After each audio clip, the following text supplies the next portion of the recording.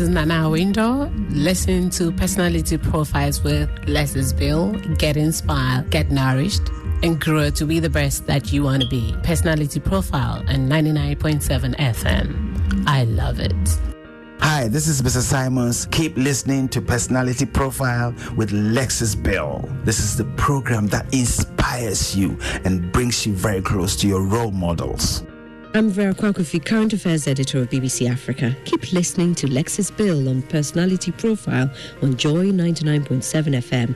You could just be able to hear the best piece of advice that sets you on the course to success.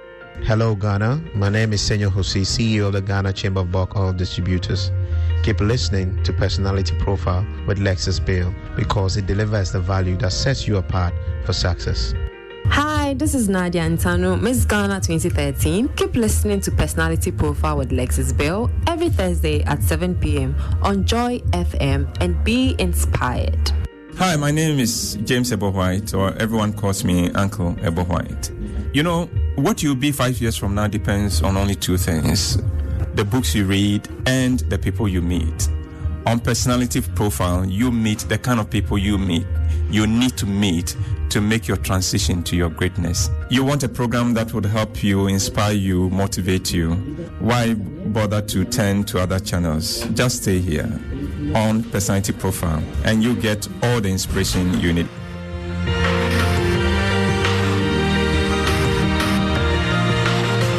Yeah, you can be the greatest, you can be the best, you can be the King Kong banging on your chest. You can beat the world, you can beat the war. Talk the guy, go banging on his door. You can throw your hands up, you can beat the clock. Yeah. You can move a mountain, you can break rocks. You can be a master, don't wait for luck. Dedicate yourself and you can find yourself. Standing in the Hall of Fame. Yeah. And the world's gonna know your name. Yeah. 'Cause you burn with the God's flame. Yeah.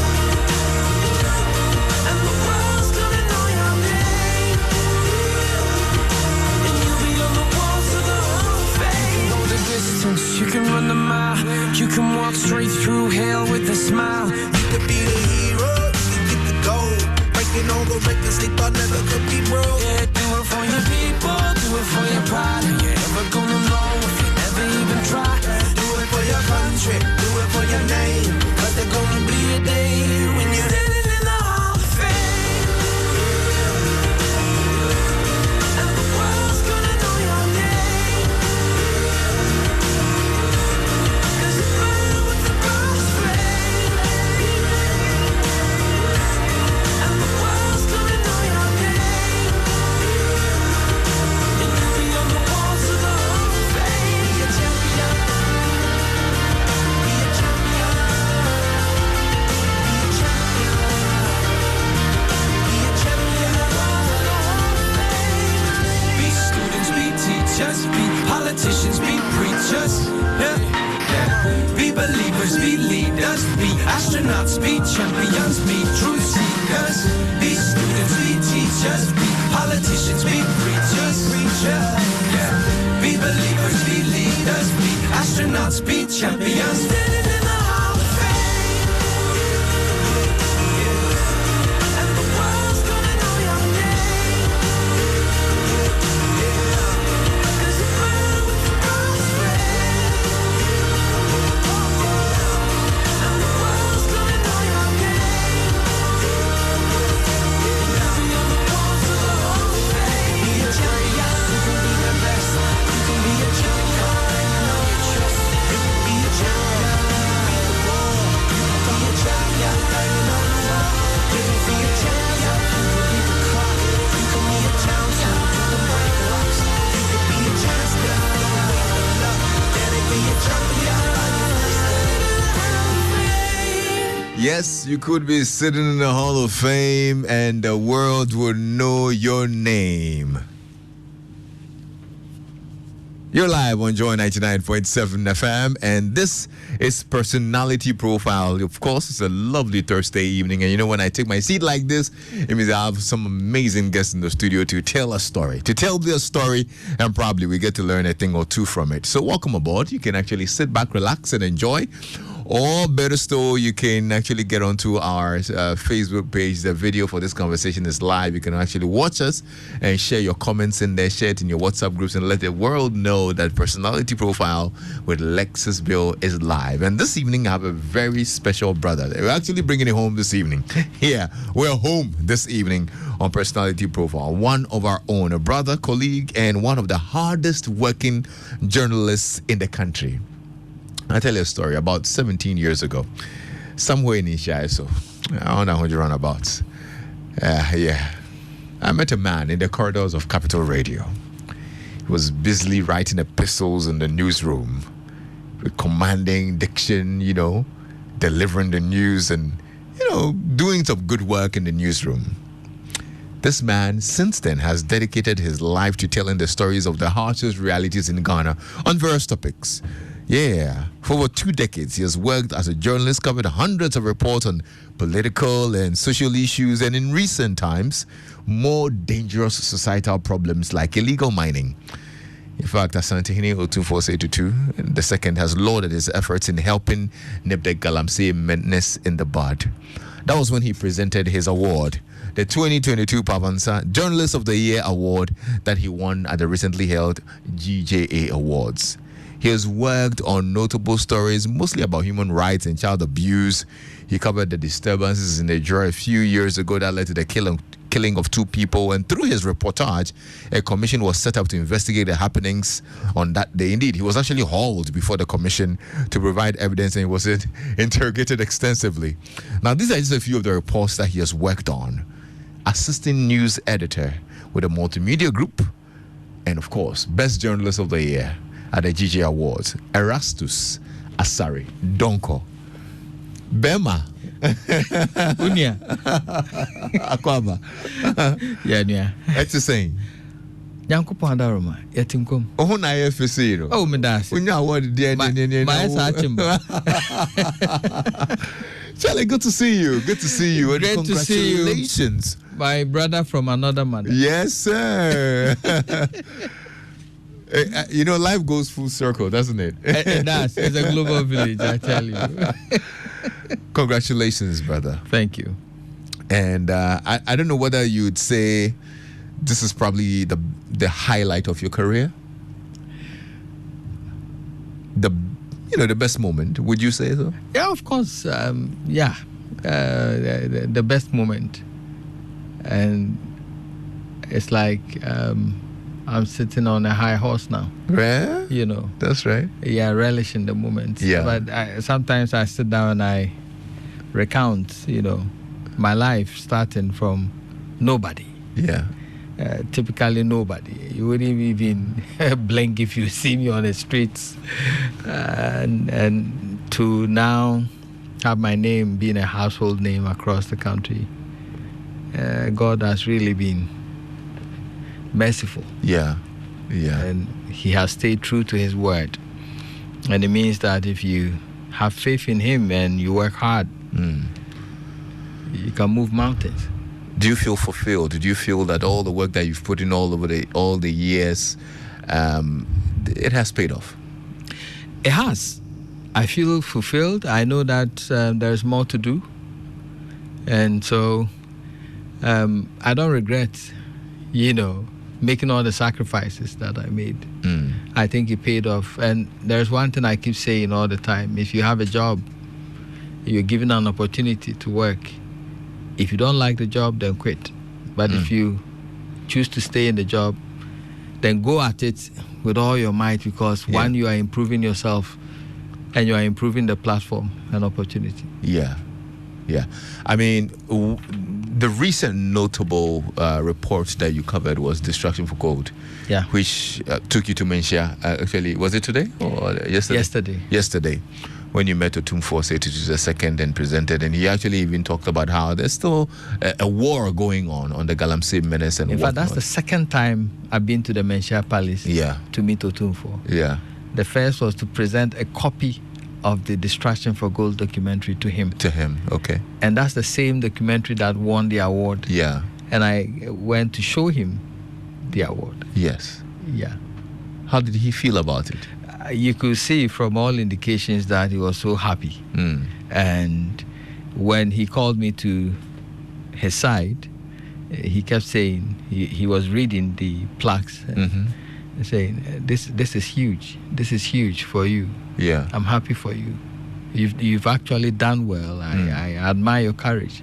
That's what he was telling me before he started speaking. And to me, to have such words coming from the occupant of the golden stool, yes, that is something. That's huge. That's something. I tell you, that's something. And that moment can stay with you forever. Yeah. And I have some pictures to show as well. So, well, you should share the pictures so we actually throw it out there. You know what I mean? Because they're on my Facebook page. Yeah, I'm going to hang them in my room as well. But that particular documentary, from where we sit, we saw it as probably the most challenging thing that you've done. Would you say so? Yes and no. Okay. I've done other ones, and to me, the one that I really feared for my life, and I thought my life had come to an end, was the Ejura. Was the Ejura one? Reporting. Yeah. In fact, for a moment, I said my last prayer. In Ejura? Yes. Because we were this close to dying. Wow. And bullets flying all around you. And at the point I felt that this is it. So this is how people die. That's what I kept saying in my head. So this is how people die. So this is how death looks like. So we could die any moment because the way bullets are flying. In fact, the man who was following us closely, we heard people shouting downstairs. We were at the top of a building, and they were shouting downstairs that, he's been hit. And I peeked through the window, and I saw blood all over the streets. But I couldn't see his body. So at that point, I knew that the one who was following us directly got hit. And then there was a transformer behind us where we were reporting.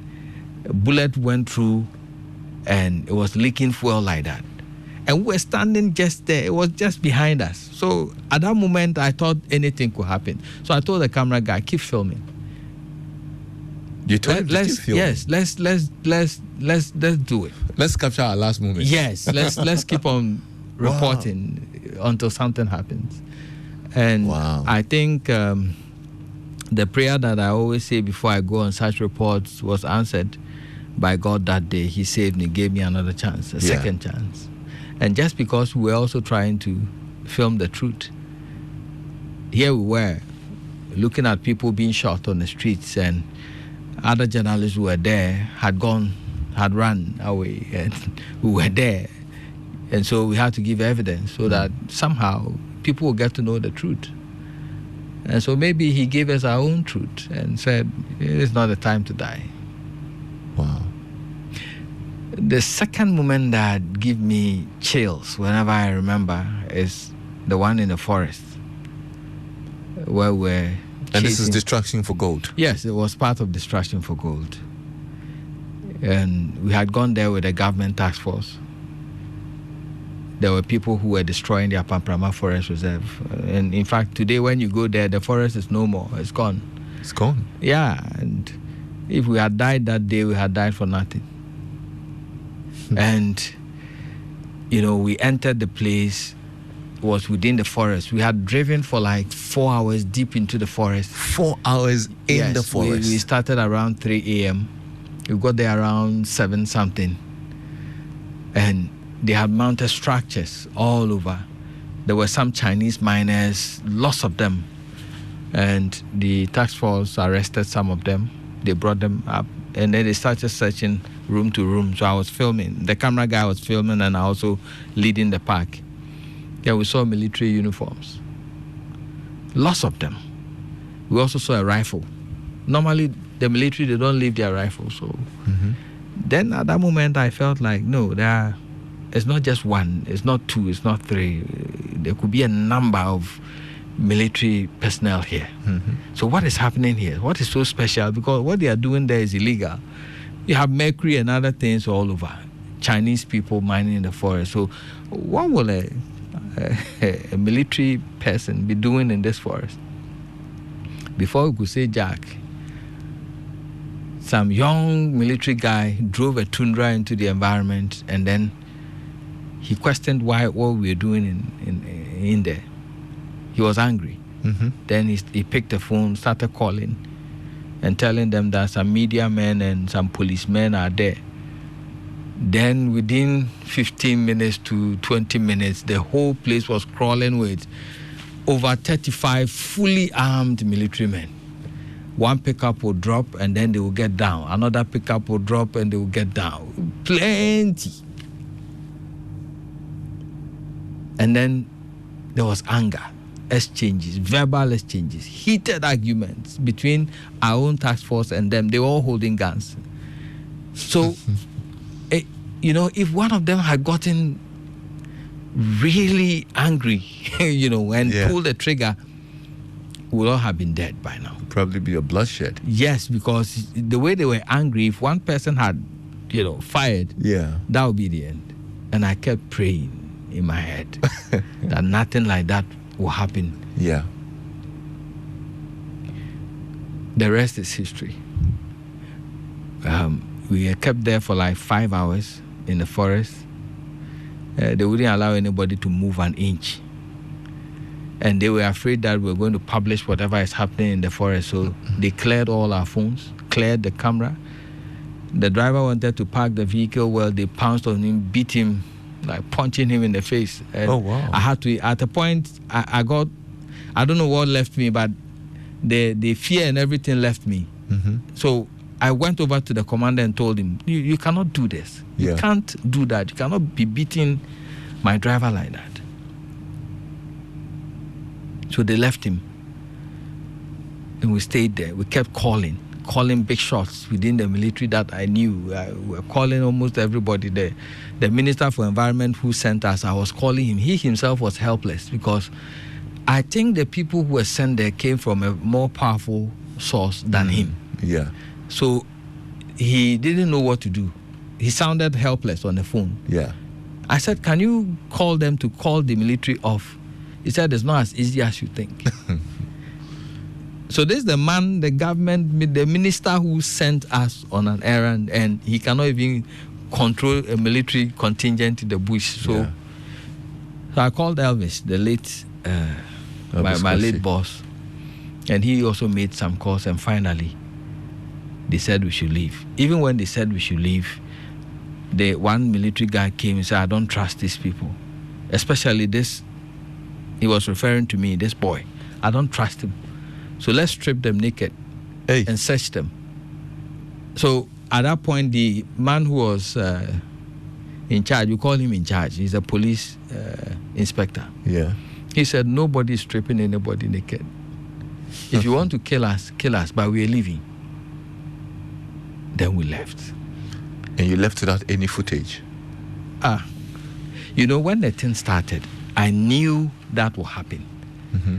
So we devised a trick. I told my cameraman, I cannot tell you that on set, but yes, I told my cameraman to do something, and he did. So even when they cleared the cameras and everything of the footage, you still had something. We were still able to recover them. Okay. And that's how come we put that report out there. Yeah. When you go on YouTube, you see that video. Yeah. Yeah. So that's another moment that, you come across all these very dangerous moments. Yeah. And you're still in it. Yeah. Why? I don't know. There is something that drives me. And when you get to the forest and you see a forest that has been standing for hundreds of years, pillaged in such a manner that is unthinkable. Trees have been felled, over 400 of them. You need trees at Araga to make chairs and beds. Mm-hmm. You need trees. You need wood. Yeah. And somebody has been able to cut down over 400 of them and buried them. And the whole forest over there, you can drive for miles, and it's all pits and gullies. Land that you cannot use for anything. It keeps telling you that if this continues for the next 5 years, what will happen? What is your duty as a journalist? And you have children. What kind of environment will you leave for them? I think that is what basically drives us to do more, to keep on bringing it up, so that maybe when the public gets angry enough, they will push the authorities to do something about it. Were there times that people tried to induce you to give up this fight? Plenty times. Some of them I filmed them. I have one such video on the internet. They brought 40,000 cedis. They said we should use it to buy cocoa. 40,000 cedis to buy cocoa? Yes. It was cash, bundle. After that, they've been countless times. And then I think they got to know that I won't take the money. So they sent some of them through policemen, through a number of people. My late editor, Said, received a number of them. He knows me, and he himself, he's the one who sanctions us to go out there. So he knows how I feel about those things. So he doesn't even entertain them at all. Is this what you envisioned your career to be like? I loved adventure. And I was curious too. I'm inquisitive. I'm an inquisitive person. So initially, I did not start on Galamsey, and I never thought I was going to do illegal mining stories. No. But I love journalism. I love doing investigations, and I love journalism right from my childhood. I remember during my SHS days, I wanted to be a journalist. My father said no. He said no? Yeah, he said no. He said he wants me to be a doctor. Okay. At that time, there was no journalist you can emulate, except one gentleman. The whole town in Konongo, at Santiachim, there was only Nane Abema of Daily Graphic that you can point to as a journalist. And, he said Nane Abema was not rich. But what was your passion for journalism from Nanayal or somewhere else? I used to see children abused in my neighborhood, and it gets me mad. I don't like that at all. Women and children, if you maltreat children, you'll be on my bad side. And I didn't like it at all. So I felt like, okay, if I have a chance to do something that could get justice for people who are physically abused, I'll do it. And when at that time, I read stories about how people have been jailed and all that, and journalists are the ones who are carrying the stories. I was like, oh, then this would be good. This could be a tool that will help me get justice for people. Yeah. So that was where the inspiration came from. And I started doing that. I did human rights stories a lot. Through my journalism career, I've been able to rescue 5 children who have been physically abused. 2 of them I had to go to court for 4 years. Yourself? Myself. Because as a witness? Yes, as a witness. Because all the witnesses that I gathered in the case, in the end they said they've been advised not to testify in court. So I had to stand in with the investigations I have done, put them before the court and testify. I got cross-examined by lawyers. We'll go into the middle of the case, and then the judge will be transferred, and they will come back and say they want to start the whole thing again, and they will start the whole thing again. And I never missed a court date. And I remember one day, one of those cases, the 2, they were a couple at Suntreso. They abused the child to the point that I think they bent the child's left hand with a hot metal. And they kept it wrapped in bandages, and they were putting salt water on it until it started deteriorating, to the point that the fingers were dropping one by one. Wow. And that's when somebody drew my attention. They sent the boy to Suntreso Hospital and they lied about it. So one of the nurses called me and I followed it up. And I investigated. I brought the real story to the doctors and nurses and they got arrested. And I had to follow that case consistently for 4 years. And one of those court dates, I was fine in the morning, very healthy. When it was getting to the evening, my knees and my ankles and everything were swollen. I couldn't walk. Yes, I couldn't move an inch. That was a day before the court date. And me, I'm not a spiritual person. I believe in superstition and all that. So I went to the hospital that evening, got checked. Everything was normal, but I couldn't walk. I said, no way. You take me back home. I did my own prayers and I slept. The following morning, the pain was down a bit. I could, struggle, but I walked to the vehicle and they took me there, virtually carried me to the courtroom. And I still gave my testimony. I see. After the testimony, about a day or two, I don't know what happened, but no medication, it was gone. And it was gone? Yeah. Wow. Whether it was them or it was whoever, it didn't really matter. At the end of the day, I was able to do what I needed to do. So that child lost all 5 fingers on the left hand. But I was able to, through the stories I did, some female lawyers in Ashanti region, kudos to them, adopted the boy, took care of him he's now 9 years. Oh, okay. Fantastic gentleman. He calls me uncle. Wow, that's beautiful. Yeah. There was another girl like that. I couldn't get somebody to adopt her, so I had to take her to the children's home. And I visit her. There's currently one who we tried to save the hand, but we couldn't save all the fingers.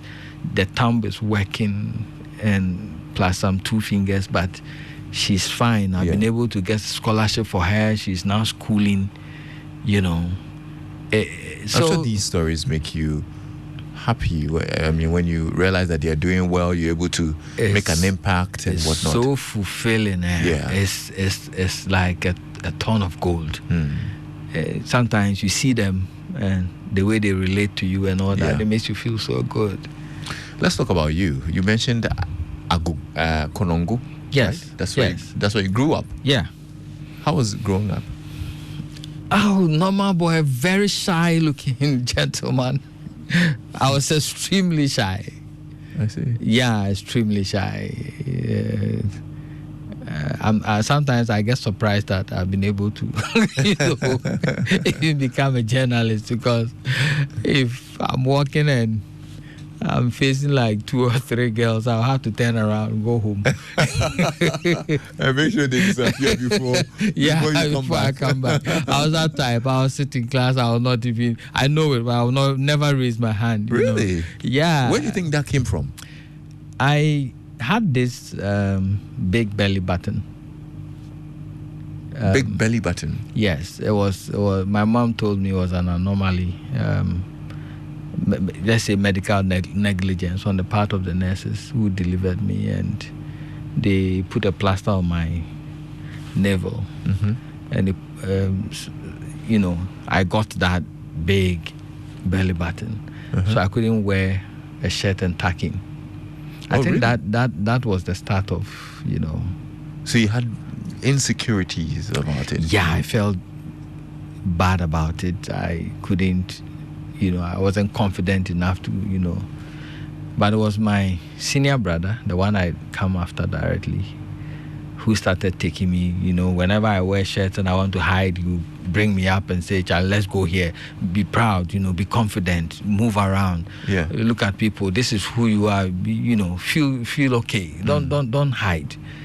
So it gave me that confidence. Wherever I went, I wasn't hiding anymore. I was following him around and all that. This was at what age? That was about 10, 11. Okay.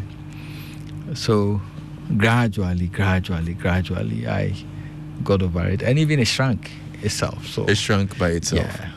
So, with time, I was able to improve. So you schooled in Konongo, thereabouts? I went to Oxford International. Yeah. It was a big school back in Konongo. It's still there. Oh, is it? Yeah, it's still there. And I went to Oxford International. We were the first to start the JHS program. Okay.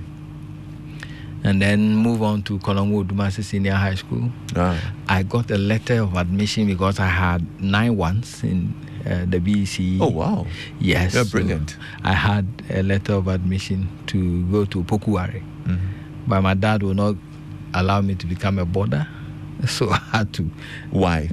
He said, I don't know, he had his own reasons. So I came to Konongo Dumasi to be close to him. Okay. Yeah. I wanted to do arts. He said no. I sat in an arts class. He drove me out, put me in a science class. Science did not really help me. So you studied science? Yeah, I studied science. Physics, chemistry, biology. Wow. Yeah. You could have represented your school at the National Science and Maths Quiz. Not me. Right. So after secondary school, what did you do? I would say I was not a bad boy per se, but the shy boy turned bad boy. Yeah, Wow. I wouldn't listen to my father. I had this strong passion for writing and music. So I did disc jockeying. Okay. Wow. So I was a disc jockey for a long time, playing music in nightclubs. And there was one big nightclub in Konongo. It's called Virgin Forest. I used to spin there. Wow. Yeah. What was your DJ name? They called me DJ Rasman. DJ Rasman. Yeah. Wow, that's a new one. I was spinning there. I used to spin. And then there was this gentleman who... In fact, the fact that you use the word spin shows that you're an old DJ. Oh, yeah. The fact that you use the word spin. I was spinning at that time, we had this machine that could match beat per minute. Okay, yeah. It was now coming on board, Yeah. We were spinning manually. Somebody brought me to Kumasi to... Wasn't it those Newmark decks or something? Newmark. And Denon. Yes, the Denon. Yeah, so what I was playing was Denon. Yeah. I played Denon for some time before Newmark came around. And then entered this PCDJ and all that. PCDJ Red. Yeah, Red. So I was playing that, and somebody brought me to Kumasi. He had a set of public address systems. So we're playing funerals and weddings and other things in Kumasi. I still had this passion for journalism. So somebody introduced me to a private journalism school in Kumasi. So I registered, went in there. The late Boache Kwakwa, who wrote for, I think, Network Herald, he taught us a lot. And through that, I went for attachment with Capital Radio. That was in 2001. Yeah. And I remember Sambun Swaban, the GBC editor. He's still alive. He's in Accra. I think he can hear me. Wow. Sambun Swaban was the GBC editor there. And I sent my letter to him for internship. And he kept telling me, go tomorrow, come at this time. Tomorrow, at that time, I'll be there. He did that to me for a whole month. And each time, I was there till he got fed up and said, okay, start the following day. That day, I was so happy. Wow.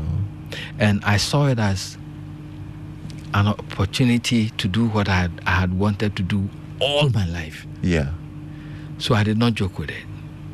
I started filing reports. The first report I filed, and I had learned how to write the newspaper style. I wrote plenty. And this man got so mad. Cycled almost half of it. So this is radio. You don't write plenty like that. Yeah. So I learned a lot. Within a space of a short time, I was writing beautifully. He said it. And so I did attachment when it was over within 6 months. I said, can you allow me to do more? Or would you want to employ me? He said, no, there's no space here. Then I want to do more internship. Wow. I did it for 2.5 years. You interned for 2.5 years? Without any salary, nothing. Just doing stories. And, how were you getting by? They gave me some stipends, small stipends. Okay, but not on salary? No, not on salary. Wow. Not on salary. And I was popular back then, I was doing these human rights stories. I was reporting generally, accidents, fire outbreaks, everything. I was there. I was all over the place and very popular. So people also helped me, They gave me, little support here and there. Yeah. And my mom used to support me so much. He would sell his clothes to give it to me. And I can imagine interning for 2 good years. Yes. And I think it was a baptism of fire. It really trained me to become who I am today. So I rose through the ranks. Finally, they gave me employment. My first salary was 50 cedis. It was gold. Yeah, 50 cedis. I remember. I still have the voucher. Yeah? They gave me to go and take it from the accountant. I still have it. I see. Yeah. Mr. Okiti? Yeah, Harry Okiti. So I took that and I worked hard, rose through the ranks to become reporter, senior reporter, news editor for that station. I remember. I think maybe I should take over from here and talk about because you were there at Capital Radio, because I was with you at Capital Radio. Yeah. I think from 2005 thereabouts. Yeah.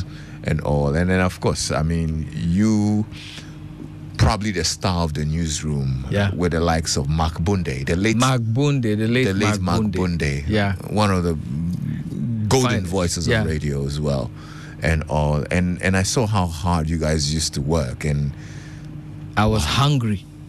Yeah. Very hungry.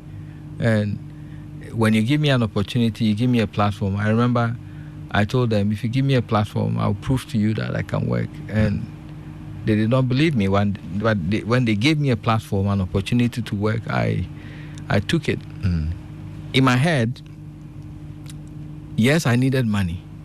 But in my head, I was like, if I'm able to prove my worth, somebody, somewhere will see me. And I knew that someday I'll be big. Yeah.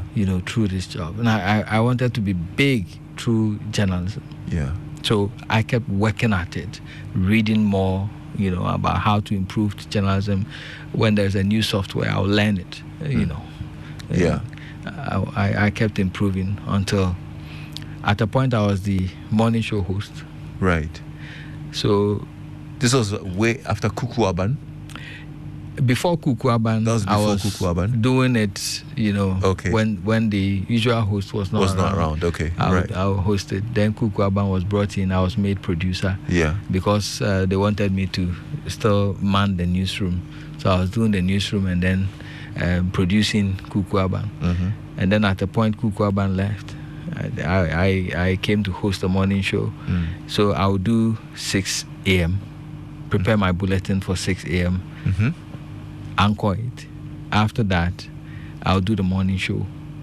Then come back to do editorial meetings, assign reporters. When they are gone on the field, I'll prepare my midday bulletin. Go and read anchor that one. Then come back to do 6 p.m. Yeah. Come back to do 6 p.m.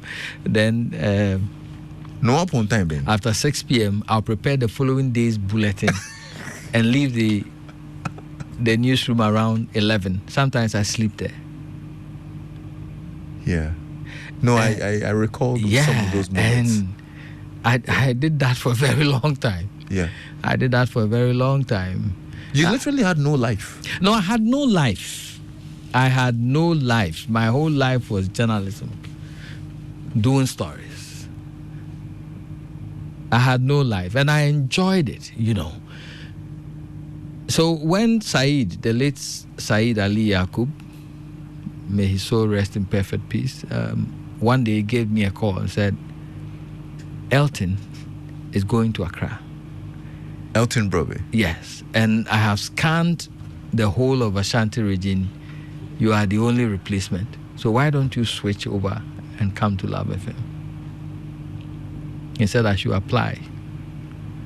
I was having my own challenges at Capital Radio, and I think I had that the life over there had gone into my head at a point in time, so I wanted to switch. So I said, okay, so I applied. At that moment, Ultimate was also coming up. So, Ultimate FM. They was also... it with, EIB? Yes, EIB. Yeah. So asked me to apply. I applied with EIB as well. They even gave me the employment earlier than Love FM. I think 2 days or so. But I really wanted to be with Love FM. I don't know why. So I remember calling Jim Agla, and telling him that after the interviews, if you think I'm the guy for it, I have other offers, but I want to work with you. So if you think I'm the guy for it, then let me know. Let me know fast.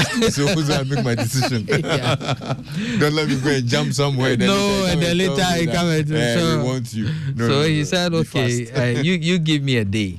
Yeah. So I delayed Ultimate for a day. Yeah. And after a day, he called me back and said, you have the job. Okay. I was elated. I can imagine. I was elated. So I saw that, okay, so the platform is big. Yeah. And I could do what I've always wanted to do on a bigger platform. Yeah. So I switched over. And it's been how many years? 12 years. 12 years at the multimedia group? Yes. Wow. I remember filing my first report, the number of calls I got. I told myself, yeah, Charlie, this is it. This is it. Wow. And they will tell you I was filing like 5 stories in a day. To me, now it was, you wanted to work like a bull. Yeah, to me it was holiday. Judging from where I was coming from, yes. I was hungry. Wow. Yeah, and I was filing stories here and there, and staying awake to do stories wasn't my problem at all. And at a point, people thought, yeah, slow down. You have to work smart and all that. But it was fun. It was, I loved. You loved what you were doing. Yes. What's through that period, especially from the Capital Radio era, where you were literally working for almost free and you were doing God knows how many hours on the job and whatnot. When you look back, what's the biggest lesson that period taught you? Hard work, pace. That's what I said, that if you have a job, if you don't like the job and you think it's become a threat to your life or something and you want to quit, fine, you can quit. But if you really want to work and you are not quitting, then go at it with all that you've got. Because sometimes we tend to think that you're doing it for somebody. You're not doing it for anybody. You're sharpening your own skills. It took me through a baptism of fire that I knew I could work anywhere. So right now, if you put me anywhere, I'll work. I can work at the BBC. I can work anywhere. I challenge myself. If I don't know anything about what you're telling me, I'll learn. And I'll humble myself and I'll ask questions and I'll learn on the job. Right. And I think what we missed in the middle was when I left Capital a bit, went to Radio Ecstasy. Right, absolutely. But were you the one following me or I was the one following you? I don't know. But when I went to Radio Ecstasy, you were there as well. I was there. Kelvin Taylor was there. Kelvin Taylor was there. Was working under me at the point. Yes. In the newsroom. Yes, in the newsroom. I think we're just meant to be working together. Of course, and that's where Kelvin met his wife, actually. Yes, absolutely, Marissa. Yeah, in my newsroom. Yes, yes. Oh, why you did a connection, eh? No, I never knew it will get this deep. Yeah. they loved each other, but I thought it was one of those things. Yes. But at a point, the guy will not move without the lady, and I felt like, wow. Was that affecting the news? It wasn't. He was a photographer, and Calvin was a sports news guy. Yes. Also working Calvin generally the sports, with us, sometimes working and helping us with the news as well. So he was also reading the news sometimes. So it wasn't affecting me. But I felt that he was taking advantage of the lady. I never knew that the lady really loved him so much to the point that they wanted them to marry. Well, as news editor, you oversaw a very beautiful union. Yeah, which has progressed, and the rest is history. Yes, absolutely. Anyway, lots of messages coming through. I wish I could read all of them. Erastus has a very inspiring story. I'm so enthused and impressed. God bless him. And that's from Yvonne. Thank you so much. Thank you. Hello, Lexus. I was in Kumasi then, and I can remember you guys all, including Erastus and the Dusty, etc. Congratulations, Erastus. Oh, you didn't add your name. Yeah. Is that Yogi? Okay, right. Yeah. Kumasi was fun those days, you know? Yeah, we had some good times in there. Lexus, very inspirational stories that Erastus is sharing. Thank you. Luther in Adenta says, Erastus is a gem. I pray we have at least 20 of his kind as journalists in Ghana. Thank you. What's your biggest regret, Erastus? Do I have regrets? I have this sense that of life that every corner you took was for a reason. And it was although crooked, it joined paths to bring you to where you are. So there's nothing like a bad decision or a good decision. You make mistakes. We all do. We allow children to make mistakes. That's how they learn. Mistakes and downfalls are part of life. If you had chosen the other path, you wouldn't know where it would have led you. Yeah. So whichever one you took, what did not go well is history. At the end of the day, somebody says, whether it was a fish or a whale, there was a swallow. Somebody got swallowed. So I don't have any regrets in life. I think that the path I took, the crooked nature of it, and wherever I passed through, whoever offended me, who I offended, it brought me to where I am today. Yeah. And I'm grateful to God. There you go. Mrs. Pat Bosso says, congratulations to Erastus from the Ridge Senior High School, Kumasi. Thank the you. Students and staff are so proud of you. Oh. You visited our school to encourage our students. Oh. Yeah. I'm a quiz master. I love children. Right. And when it came that Love FM was organizing the primary school's quiz, I was chosen as a quiz master. Yeah. And I've been a quiz master for about 3 years now. Yeah. And Rage, joined us on 2 occasions. So good stuff. I love the children. What's your greatest fear?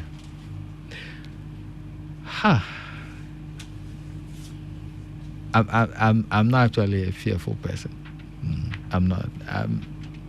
I respect people, but I'm not afraid of people.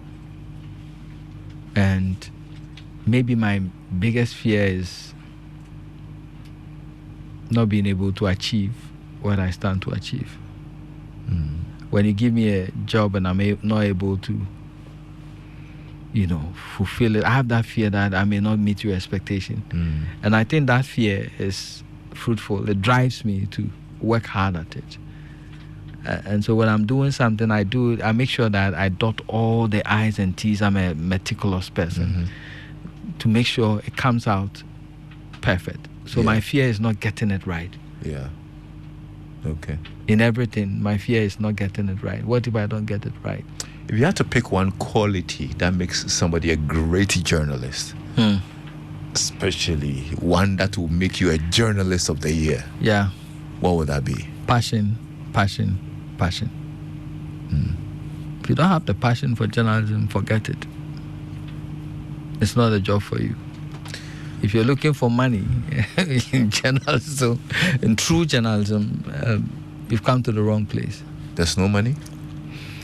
you get what you want. But if you are greedy and you want to earn where you have not sown and take, cuts and all that, you get the money all right. But to get a real name and, a good name out of journalism, no. But have you made money? I'm not rich, I'm not poor. God really caters for me on a everyday basis. I live life, day after day. I know that God has a purpose for me, and definitely He will not let me cry. Would you wish for better? I want to see my family sufficient. A house to lay my head, my own house. That's what I dream to do. A house to lay my head, my own house, to live in with my family, and to see my children through education. That's my biggest dream and vision. Is this the part you asked for a salary raise?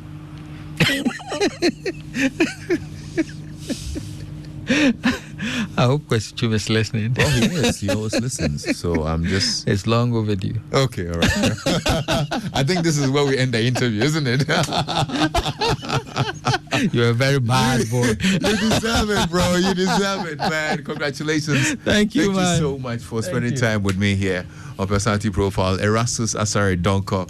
My brother Samuel Asare says, look, great interview as always. Very inspiring story from Erastus. I totally agree. He's an inspiration.